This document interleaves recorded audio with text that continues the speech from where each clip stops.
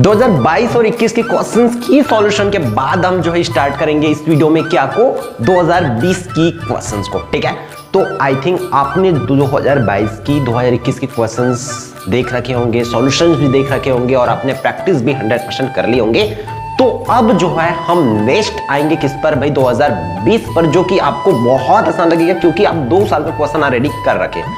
अगर ईमानदारी के साथ किए हो तो मेरी गारंटी यहां से मैं बोल रहा हूं आपको कि वो बनेगा ही बनेगा आपसे। सेम टाइप की होती, नंबर बस चेंज होती, क्योंकि आप लोग को मैं दिखाऊंगा क्वेश्चन से, आप लोग पास खुद देख चुके होंगे तो आपको पता होगा कि कैसे है, ठीक है। हेलो एवरीवन, आई होप आप सभी लोग बहुत अच्छे होंगे और उतने ही अच्छे तरीके से आप सभी लोगों की पढ़ाई चल रही होगी। तो उसी पढ़ाई को और भी बेहतर बनाने के लिए हम लोग जो है इस वीडियो में देखेंगे क्या 2020 की सेट ए की सॉल्यूशन को। ऑलरेडी आपने क्या कर रखे हैं कि 2022 की क्वेश्चन 2021 की 100% प्रिपेयर कर रखे। अगर वो आप ईमानदारी के साथ किए हो ना तो डेफिनेटली ये 2020 का जो क्वेश्चन है आपको यूं ही हलवा लगेगा, आप यूं ही बना लोगे इसको। बहुत आसान, क्योंकि 1 साल का भी आप अच्छे से पढ़ लेते हो ना। डेफिनेटली गणित ऐसी चीज है, अगर 1 साल का पढ़ोगे दूसरा साल उससे आसान, तीसरा साल उससे आसान, चौथा साल उससे आसान, इस तरीके से वो आसान होते जाते हैं। वो मैं दिखाऊंगा आपको प्रूफ करके कि जो बोल रहा हूं वो एक्चुअल में होता है। चलो फिर चलते हैं हमारे सेट ए में 2020 की क्वेश्चन में। और आज मेरे पास है हार्ड कॉपी है ऑलरेडी, ठीक है। हम इसी को उठाते हैं, थोड़ा सा पुराना हो गई है क्योंकि 2020 की है। तो सेकेंड क्वेश्चन से स्टार्ट होता है, आप लोग को पता है हमारा सेकेंड क्वेश्चन है क्या भाई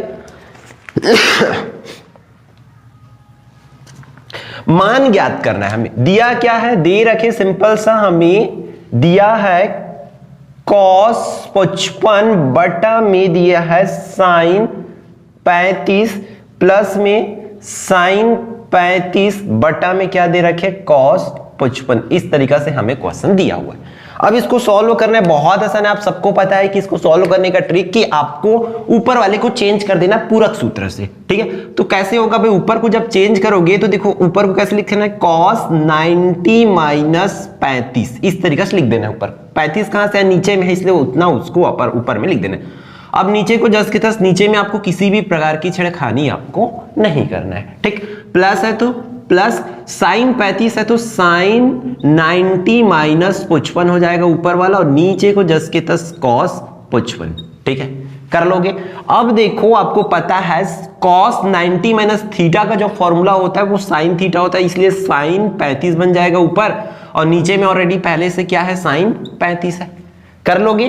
प्लस है तो प्लस, सिमिलरली यहां पर साइन 90 माइनस थीटा का होता है cos थीटा, तो cos कितना बन जाएगा ऊपर 55, और नीचे में ऑलरेडी cos 55 है, तो इस तरीके से ये हो जाएगा, ठीक है। अब नेक्स्ट स्टेप में क्या होगा, ये ऊपर नीचे कटेगा तो 1, प्लस है तो प्लस, ये ऊपर नीचे कटेगा तो 1 और 1 हो जाएगा भैया आपका 2, तो ये हो जाएगा फर्स्ट का आंसर। इतना बस बेसिक चीज आपको करना था इस क्वेश्चन में, ठीक है।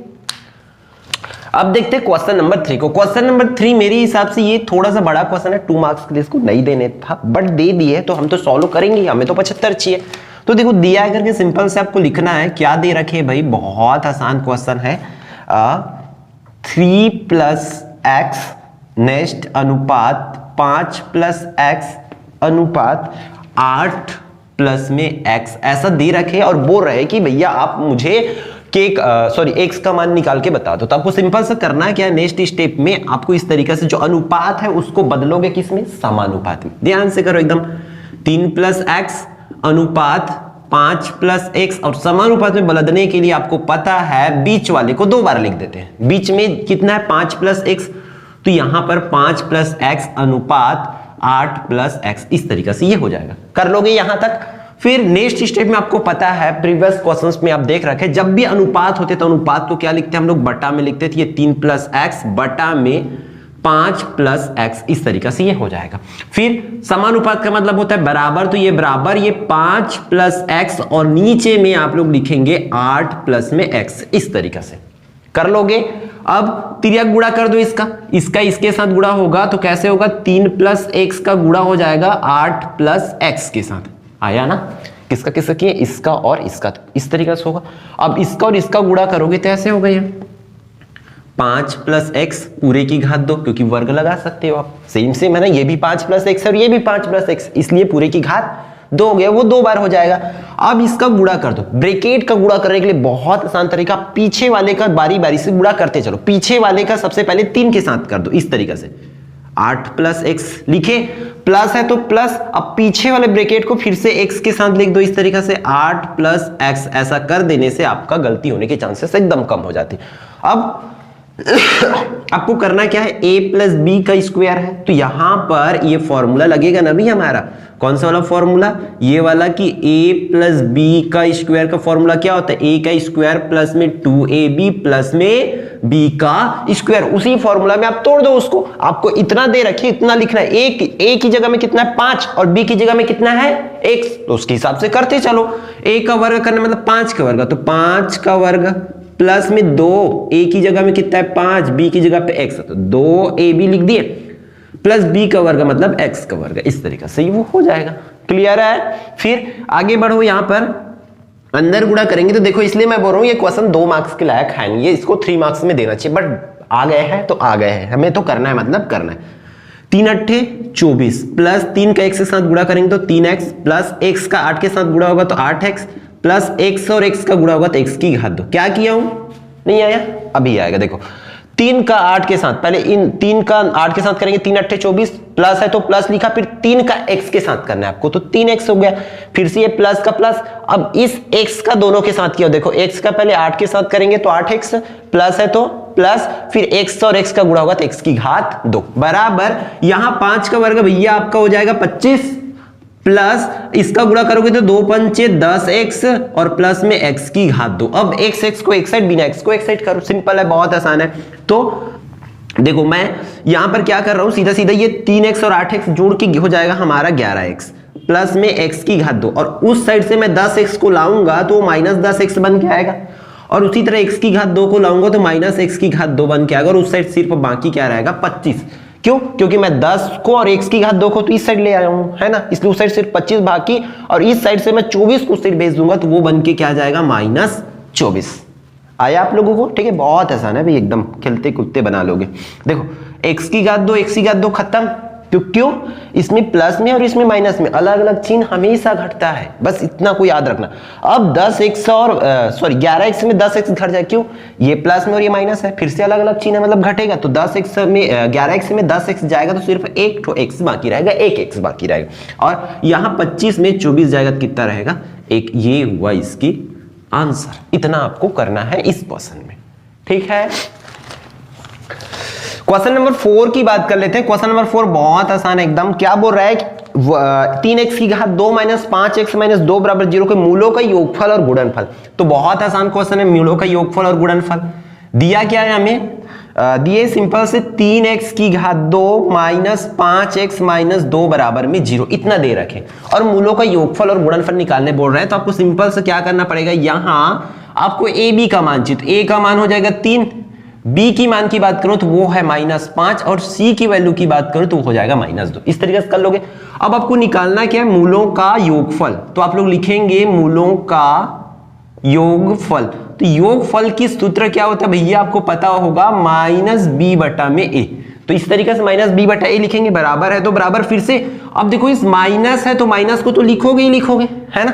अब b का मान, b की जगह में देखो कितना है -5, तो फिर से ऐसे -5, फिर a की मान कितना है 3, तो नीचे में लिखोगे 3, इस तरीके से। अब माइनस और माइनस खत्म दोनों का, तो हो जाएगा 5 और नीचे में 3 है तो 3। एक आंसर ये हो गया किसका, मूलों का योगफल का। सिमिलरली आपको क्या निकालना है, मूलों का गुणनफल। तो आप लोग लिखेंगे मूलों का गुणनफल, ठीक है। क्या होता है c/a, तो इस तरीके से फॉर्मूला हो जाएगा। c का वैल्यू कितना है -2 और a का मान कितना है 3, ये तो कुछ नहीं होने वाला, तो इस तरीके से ये हो जाएगा आंसर। आप लोग लिखेंगे अतः मूलों का योगफल 5/3 व गुणनफल -2/3 होगा करके, अतः लिखना ही है, ठीक। नेक्स्ट क्वेश्चन पर चलते हैं अपन। हमारा 5वां क्वेश्चन क्या बोला जा रहा है, आप लोग स्क्रीन पर भी देख पा रहे होंगे कि प्रथम 10 प्राकृत संख्याओं का औसत ज्ञात करना है। प्रथम 10 प्राकृत संख्या, तो आप लोग सबसे पहले तो लिख लो औसत ज्ञात करना है, तो प्रथम 10 प्राकृत संख्याएं कौन कौन सा भी। प्रथम 10 प्राकृत संख्या की अगर मैं बात करूं तो वो प्राकृत संख्या किसको बोलते हैं, जिसको हम लोग गिनने के लिए उपयोग करते हैं। क्लियर है, जैसे कि हम 1 2 3 4 5 6 7 8 9 और 10 ऐसे ही तो गिनूंगा ना, मैं गिनने के लिए चालू करूंगा तो 10 तक ही तो गिनूंगा, ऐसे 1 से चालू करके। तो ये हुआ। अब मुझे निकालने के लिए क्या बोला भैया, इसमें औसत। तो औसत का सूत्र होता है सिंपल सा क्या, प्रेक्षणों का योग बटा में प्रेक्षणों की संख्या, या आप लिख सकते हो समेशन n बटा में n। ठीक है, प्रेक्षणों का योग, इसका मतलब होता है योग, समेशन का मतलब होता है योग। तो जो भी डेटा आपको दिया उसको योग कर दो, 1 + 2 + 3 + 4 + 5 + 6 7 8 9 और ये 10, इस तरीके से कर सकते हो आप। फिर नीचे में देखो ये कितना ठो है, 10 ठो, तो ऐसा लिख दो आप उसको सिंपल सा। ठीक है, सबको प्लस करो, ये सब नंबर को अगर प्लस करोगे तो सिंपल से मैं ट्रिक बताया था आप लोग को उस दिन, और कि एक तो ये 10 हो गया, ठीक है, ये 9 और एक फिर से 10 होगा तो 20, ये 30, ये 40 और ये 50 और ये 55, तो कितना हो जाएगा 55 और नीचे में है 10। अब इसको भाग कर दो, जब इसको भाग करोगे तो सिंपल ट्रिक है, नीचे में 0 वाला था तो देखो एक 0 है, तो अब यहां पर एक नंबर के बाद ऐसा पॉइंट लग जाता है, याद रखना, 2 0 रहेगा तो 2 नंबर के बाद पॉइंट लगता है। कुछ ट्रिक को सीखते चलो ताकि आपका टाइम भी बचते जाएगा। तो लिखोगे अतः प्रथम 10 प्राकृतिक संख्याओं का औसत 5.5 होगा करके आपको लिखना है। ठीक, छठवां क्वेश्चन देख लेते हैं आपका। यहां की कुछ चीजों को मैं रफ किया हूं तो वो चीज पहले आप वीडियो पीछे करके देख सकते हो, लिखना हो तो। ठीक, अगर मैं छठवां क्वेश्चन की बात करूं तो क्या बोल रहा है, बिंदु 2 5 की मूल बिंदु से दूरी ज्ञात करना है। मतलब पहले मूल बिंदु हम 22 में देखे थे तो उसमें मूल बिंदु से बोला जाता था, बट इसमें कोई बिंदु दिया है उसका मूल बिंदु से दूरी ज्ञात करना है। तो इस तरीके से होगा, यहां पर दिया है करके लिखेंगे आप लोग कि a की वैल्यू कितना है, बिंदु a बराबर है 2 और 5। उसी तरह b को क्या लेने बोल रहे हैं, मूल बिंदु मतलब 0 0 लेने बोल रहे हैं। इस तरीके से आपको करना है। फिर यहां आपको दूरी का सूत्र पता है, तो दूरी का सूत्र के लिए आपको किसकी जरूरत पड़ेगा, x1 की। तो x1 बराबर 2 और y1 बराबर कितना होगा 5। ऊपर वाले को ही लेते हैं, याद रखना आप लोग, ऊपर वाला ही x1 y1 होता है। नीचे वाले की बात करें तो x2 कितना है 0 और y2 कितना है भाई 0। इस तरीके से लिख लोगे। फिर दूरी का सूत्र क्या होता है, हम जानते हैं दूरी का सूत्र AB बराबर करड़ी वो होता है, ध्यान से देखना, x2 माइनस x1 का वर्ग प्लस में y2 माइनस में y1 का वर्ग, ये हो जाएगा। ठीक है, इस तरीके से आपको करना है। अब x2 माइनस x1, तो x2 कितना है 0 और x1 कितना है 2, तो इस तरीके से 0 माइनस 2 का वर्ग। ठीक, प्लस है तो प्लस, फिर 0 माइनस 5 का वर्ग, ये हो जाएगा भाई। सिंपल सा आपको इसमें ये काम करना है। अब देखो 0 में ध्यान से देखना, यहाँ पे 2 में 0 घटाओगे कितना बाकी रहेगा, -2 ही रहेगा। तो -2 का स्क्वायर और वहां पर -5 ही बाकी रहेगा, तो -5 का स्क्वायर। इस तरीके से आपको कर लेना। अब 2 का वर्ग, -2 और -2 का गुणा करोगे तो ये होगा 4। उसी तरीके से 5 और 5 का गुणा करोगे तो 25, तो 25 और 4 यहां पर हो जाएगा 29 इकाई। आप इस तरीके से इसमें लिख लेंगे। ये क्या की दूरी है, AB की बीच की दूरी। अतः बिंदु की दो बिंदुओं के बीच की दूरी कितना होगा, करड़ी 29 इकाई होगा करके आपको लिख लेना है। क्लियर है? ठीक, अब जो है स्टार्ट होगा हमारा 7 मार्क्स वाली 7 नंबर की क्वेश्चन, 3 मार्क्स वाला क्वेश्चन। ठीक है, 3 मार्क्स में फर्स्ट क्वेश्चन हमारा, सिद्ध कीजिए कि 4x की घात 3 प्लस 3x की घात 2 प्लस 2x माइनस 9 को x माइनस 1 से भाग देने पर शेषफल 0 होता है करके। तो चलो देख लेते हैं भी दिया क्या है हमें सिंपल से भाग करना है और बताना है। तो हमें किससे भाग करना है, x माइनस 1 से भाग करना है। किसको, 4x की घात 3 प्लस 3x की घात 2 प्लस 2x माइनस 9, इसको हमें भाग करना है और शेषफल 0 आएगा करके बताना है। तो सिंपल से इसको भाग करने के लिए ट्रिक है क्या, हमें x माइनस 1 का तो टेबल पता नहीं, तो कुछ रफ वर्क करना पड़ता है। रफ कार्य कैसे करते हैं, यहां का पहला पद लेते कितना है भाई 4x की घात 3, उसको भाग करते हैं यहां के पहला पद से, सामने वाले के पहला पद से, किससे, x से। तो देखो कितना बाकी रहेगा, नंबर तो बाकी रहेगा। अगर भाग करोगे तो ऊपर में 3 बार x है, तो एक ठो x कट जाएगा और नीचे से एक x कटेगा, तो x की घात 2 बाकी रहेगा। हमें यह पता चल गया कि कितना बार पहाड़ा पढ़ना है, 4x की घात 2 बार पहाड़ा पढ़ना है। और उसी 4x की घात 2 का आपको सामने वाले के साथ गुणा करना है। जो चीजें मैं बोल रहा हूं उसको बस ध्यान में रखना, सामने वाले के साथ गुणा कर देना, x माइनस 1 के साथ करो अंदर गुणा। 4x का x के साथ गुणा होगा तो 4x की घात 3 माइनस 4x का 1 के साथ गुणा होगा तो 4x की घात 2, उतना का उतना ही हो जा सकता है। जो भी आएगा उसको ले आओ यहां पर, 4x की घात 3 माइनस 4x की घात 2, ऐसे ही करना है आपको हर इक्वेशन में। अब चिन्ह चेंज करोगे तो ये माइनस में होगा और ये माइनस है तो वो प्लस में होगा। ये फर्स्ट टर्म इस तरीके से कैंसल आउट होगा। अब देखो ये भी प्लस में ये भी प्लस, समान चिन्ह है ना, समान चिन्ह हमेशा जुड़ता है, मैं बोलता हूं आपको। तो 3x की घात 2 और 4x की घात 2, तो टोटल 7x की घात 2 हो जाएगा। अब ऊपर में जो भी नंबर्स बाकी है उसको लेते आओ, प्लस 2x बाकी और माइनस 9 बाकी है, इस तरीके से। अब ये तो हुआ पहला रब कर, फिर से वही काम करोगे जो मैं पहले आपको बताया था कि यहां का पहला पद लेना है भैया आपको। यहां का पहला पद कितना है 7x की घात 2, उसको भाग करोगे सामने वाले के साथ। सामने में कितना है x, उससे भाग कर दो तो देखो नंबर तो बाकी रहेगा ही रहेगा। ऊपर में 2 x है तो 1 x नीचे से कटेगा, 1 x ऊपर से कटेगा तो सिर्फ 1 x बाकी रहेगा। मतलब हमें पता चल गया कितना बार पहाड़ा पढ़ना है, 7x बार। जैसे उदाहरण मिलता था उसका सामने वाले के साथ गुणा किया, तो सेम काम आप अभी भी करोगे। आपको सामने वाले के साथ गुणा कर देना है, किसके साथ, x माइनस 1 के साथ, ठीक है। सॉरी, तो करते चलो, 7x का 1 के साथ गुणा करोगे तो 7x की घात 2 माइनस 7x का एकम 7x, इस तरह जो भी आया उठा के यहां डालो, 7x की घात 2 माइनस 7x, ठीक है, इस तरीके से। अब चिन्ह चेंज करेंगे तो प्लस में तो माइनस और ये माइनस है तो प्लस, ये फर्स्ट टर्म्स कटेगा इस तरीके से। अब देखो ये भी प्लस ये भी प्लस, समान चिन्ह है तो जुड़ जाएगा, 7x और 2x टोटल हो जाएगा भैया आपका 9x माइनस में 9। फिर से वही काम करेंगे, कौन सा, यहां का पहला पद लो गया, पहला पद कितना है 9x, उसको भाग करोगे यहां के पहला पद से, कितना है x से, तो x और x खत्म तो सिर्फ 9 आएगा, और जो 9 आएगा उसको यहां लिख दो, और उसी 9 का गुणा आपको सामने वाले के साथ करना है, किसके साथ, x माइनस 1 के साथ। जब गुणा करोगे तो 9x माइनस 9 एकम 9 होगा, पूरे को ला दो यहाँ 9x माइनस 9। इतना करने के बाद क्या काम करते, चिन्ह चेंज करते हैं तो ये माइनस में हो जाएगा, ये प्लस में हो जाएगा, ये भी कटेगा ये भी कटेगा, 0 आ गया, ठीक है। आपको लिख देना है अतः सिद्ध हुआ, सिद्ध करने बोले थे ना, अतः सिद्ध हुआ कि, अतः सिद्ध हुआ, शेषफल 0 लाना था ना, या लिख लिया था शेषफल 0 प्राप्त हुआ करके आप लिख सकते। ये रफ कार्य मेन होता है इसमें, आपको इसको एग्जाम में दिखाना नहीं होता, लेकिन आप कर सकते हो रफ कार्य के पॉइंट ऑफ व्यू से, ठीक है।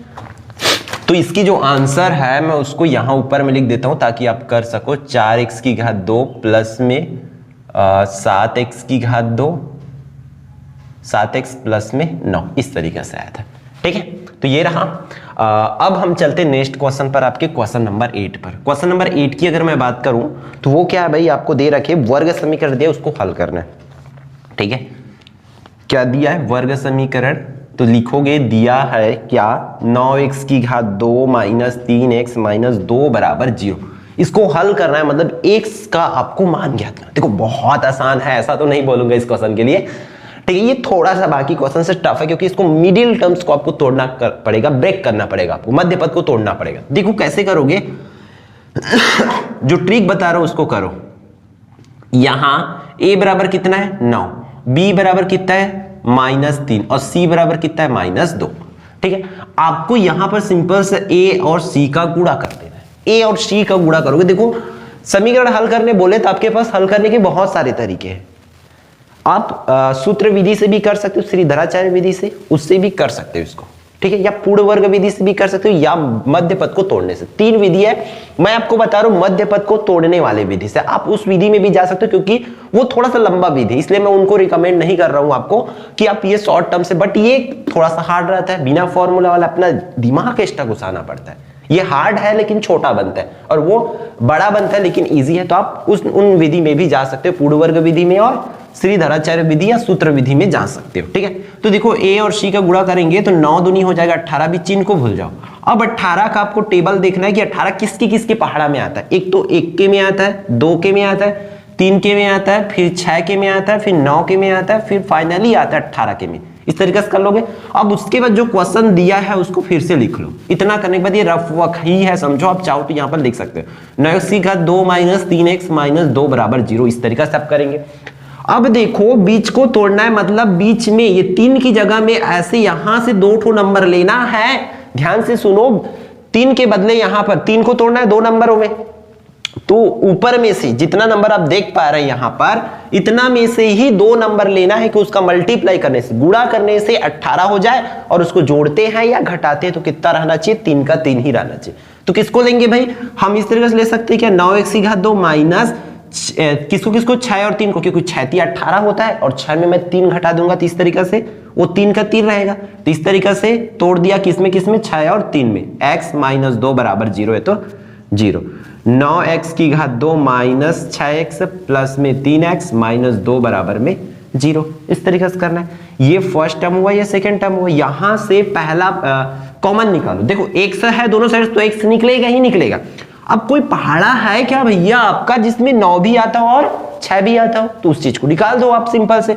तो आप लोग देखना ये 9 और 6 किसके पहाड़ा में आता है, 3 के पहाड़ा में आता है, तो 3 बाहर निकलेगा और x भी बाहर निकलेगा। ठीक है। अब 9 कितने बार में आता है, 3 बार में, इसलिए अंदर में 3 लिखेंगे, तभी तो अंदर गुणा करूंगा, फिर से 3 3 9 हो जाएगा ना। ठीक, 3 और x, देखो 2 ठो x था तो एक एक तो बाहर निकला, तो अंदर में 1 ठो x बाकी रहेगा, माइनस 6 कितने बार में आता है, 2 बार में, इसलिए सिर्फ 2 लिखेंगे क्योंकि 1 ठो x तो बाहर निकला हुआ है। ठीक, प्लस यहां पर देखो इस ऐसा चीज बाहर निकालना होता है कि सेम टू सेम बाकी रहती है, वो तो ऑलरेडी सेम टू सेम ही है, कुछ नहीं निकालना पड़ेगा, इसलिए यहां पर एक किसके जैसे इसके जैसे उसमें भी बाकी होना चाहिए, तो कुछ नहीं निकालना है, इसलिए वहां पर 1 लिख सकते हो आप लोग। अब जो ब्रैकेट है उसको ही कॉमन ले लो, 3x माइनस 2 को लिख दिया, तो अंदर में बाकी क्या रहेगा, यहां पर 3x प्लस में 1 ये वाला बराबर में 0, इस तरीके से कर सकते हो। तो एक बार 3x माइनस 2 बराबर 0 लेना और एक बार 3x प्लस 1 बराबर में 0 लेना है, इस तरीके से आपको करना है। फिर x की वैल्यू चाहिए तो 2 को भेज दो, माइनस 2 था तो प्लस 2 गया, अब x बराबर आ जाएगा 2/3, एक आंसर तो ये होगा आपका। सिमिलरली यहां पर आपको वैल्यू चाहिए तो 1 को भेजेंगे, तो प्लस 1 है तो वो क्या बन के जाएगा, -1। ठीक है।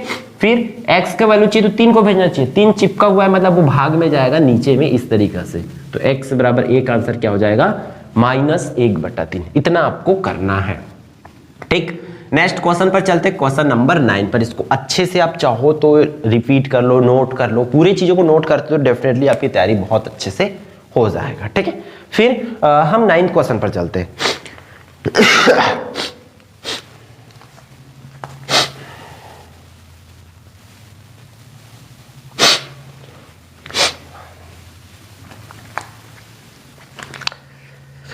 तो चलो देखो 9th नंबर की क्वेश्चन में क्या बोला जा रहा है कि आपको कि सिद्ध कीजिए कि किन्हीं 3 क्रमागत सम संख्याओं का योग हमेशा 6 का गुणज होता है।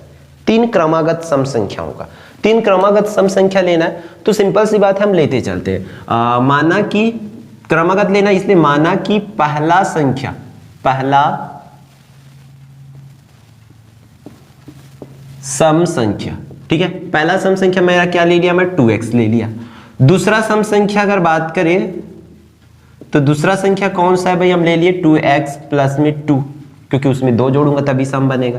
फिर अगर मैं तीसरा सम संख्या की बात करूं तो तीसरा भी ले लेते हैं हम लोग, तीसरा संख्या क्या, 2x प्लस में 4। इस तरीके से 2x प्लस 2 और 2x प्लस 4 करके हम लोग नंबर्स ले लिए। अब हमें सिद्ध करना है कि इसका जो योग है, मतलब इन तीनों नंबर्स को जोड़ेंगे तब उसका आंसर जो है 6 का गुणा जाएगा।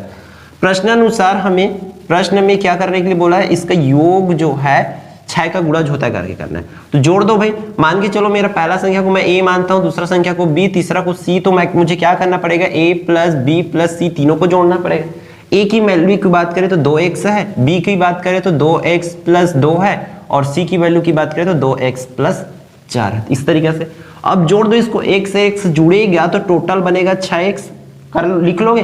नंबर को जोड़ूंगा तो 2 और 4 ये 6 हो जाएगा इस तरीके से। अब यहां पर देखो हम 6 को कॉमन ले सकते कि नहीं, दोनों साइड 6 है तो 6 कॉमन लेंगे तो अंदर में बाकी क्या रहेगा, 6 प्लस 1, इस तरह से। फिर 6 और इतना को x प्लस 1 को कुछ भी आप ले सकते हो पूर्णांक करके, वेरिएबल m मैं ले लिया, यहां पर क्या किया हूं मैं, x प्लस 1 बराबर में m लिया हूं, सिंपल से। ठीक है, इस तरीके से देखो यहां सिद्ध हुआ, सिद्ध हुआ, इस तरीके से आप कंप्लीट कर सकते हो। देखो जो भी आंसर है उसमें 6 का गुणज है कि नहीं, 6 का गुणा है कि नहीं, बस इतना ही तो प्रूफ करना था। तो आप सिंपल से ये चीजें आप कर सकते हो। ठीक है, अब हमारा 3 मार्क्स वाला लास्ट क्वेश्चन है, जिसको हम देख लेते हैं। सबसे पहले पूरे बोर्ड को क्या कर लेते हैं, रफ कर लेते हैं। ठीक है, तो अब चीजों को समझते हुए चलना है, फिर वीडियो को रोक करके इसको नोट भी करते चलेंगे। ठीक, तो अब हम लोग देख लेते हैं आपके 10वें नंबर के क्वेश्चन को। 10वें नंबर के क्वेश्चन में आपको सिंपल से दे क्या रखे, बेलन की आधार की परिधि। ठीक है, क्या दे रखी है, बेलन की आधार की परिधि। ठीक है, परिधि दे रखे, कितना भाई, परिधि की बात दी है तो वो दिया 88 सेंटीमीटर में। ठीक है, कितना, 88 सेंटीमीटर में दे रखे परिधि को। और क्या दे रखे, हमें ऊंचाई को दिया हुआ है, ऊंचाई को दिया, ऊंचाई मतलब एच की मान दे रखे कितने, 10 सेंटीमीटर है करके। और मुझे पूछ क्या रहा है, आयतन पूछ रहे हैं उसका, बेलन का आयतन बताओ करके। तो आयतन के लिए हमें देखो, अगर मैं आयतन के सूत्र की बात करूं तो वो क्या होता है, पाई आर स्क्वायर एच। ये पाई आर स्क्वायर एच ये होता है आयतन का सूत्र। अब अभी देखो भाई, मुझे तो एच का मान पता है, लेकिन आर का मान तो नहीं पता ना, तो आर का मान निकालना पड़ेगा सबसे पहले। तो इसलिए जो चीज मैं बताया हूं आपको, कौन सी भाई, चूंकि कॉन्सेप्ट से इसको डील करना है, क्या, बेलन की परिधि,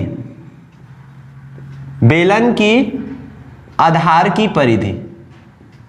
अगर इस परिधि की मैं सूत्र की बात करूं तो क्या होता है भाई, 2 पाई आर होता है परिधि का मान। ठीक है, और परिधि की मान कितना दे रखे, 88, और ये 2 का 2 पाई का मान होता है 22/7 गुणा में आर, इस तरीके से। अब आपको करना क्या है, इसको आर का मान निकालना है, इसलिए जो नीचे में रहता है उसको ऊपर में पक्षांतर कर दो। 88 गुणा में हो जाएगा 7, और नीचे में कितना बाकी है देखो, 2 और 22। वो ऊपर वाला नीचे में आता है, नीचे का ऊपर जाता है, इस चीज को याद रखना, पक्षांतर करते थे। क्लियर यहां तक। अब देखो आर का मान निकालना, सिंपल सा, 22 से कम 22, 22 दूनी 44, 22 से 66 और 22 चौक 88। तो ऊपर में 4 गुणित 7 और नीचे में सिर्फ बाकी रहेगा 2 बराबर। फिर से आर की वैल्यू निकालना है, तो 2 1 कम 2, 2 दूनी 4 और 7 दूनी 14। तो ये हो जाएगा आर की मान, इस तरीके से आर का मान ये हुआ। अब आपको सिंपल सा करना क्या, बेलन का आयतन निकालना है। तो आप लिखोगे बेलन का आयतन, बेलन का आयतन का सूत्र होता है पाई आर स्क्वायर एच। तो पाई का मान कितना होता है, 22/7 लिखे उसको, इस तरीके से कर लोगे। गुणा आर का मान कितना है भाई, 14, तो 14 की घात 2, इसलिए 14 को 2 बार इस तरीके से लिख सकते हो, सीधा सीधा डायरेक्टली। और एच का मान कितना है, 10, तो ऐसा लिखो। फिर 7 एकम 7, 7 दूनी 14। तो आपका ये बाकी क्या रहेगा, क्या क्या देख लो, 22 गुणा में 2 गुणा में 14 गुणा में 10, सबका आप कंप्लीटली गुणा कर दो। ठीक है, अगर 22 दूनी 44 इसका गुणा करोगे तो ये तो 44 हो जाएगा, है ना, 44, और 14 का भी गुणा कर दो इसी में, और उसी में 10 का भी गुणा कर दो, तब आपके आंसर आ जाएगी। तो पूरे नंबर को आपको गुणा कर देना है, तो ये आएगी लगभग 160 घन सेंटीमीटर। ठीक है, इतना आप गुणा करके एक बार अच्छे से इसको कर ही लेना, नहीं आएगा आंसर तो कमेंट करके